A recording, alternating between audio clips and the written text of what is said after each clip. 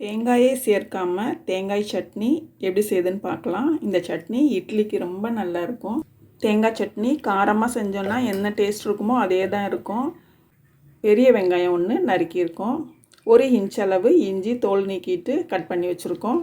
5 பூண்டு பல், 2 பச்சை மிளகாய், கொஞ்சம் உப்பு, இது எல்லாத்தையும் சேர்த்து வதக்கி அரைக்கணும்.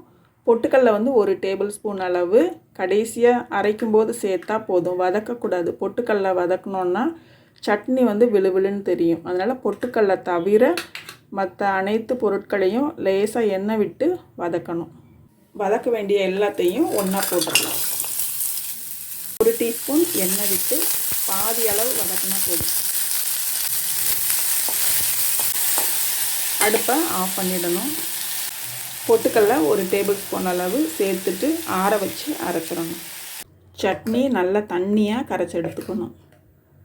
தாளிக்க 1 டீஸ்பூன் எண்ணெய், கடுகு 1/4 டீஸ்பூன், 1 காஞ்ச மிளகாய் கிள்ளியது, கொஞ்சம் கருவேப்பிலை.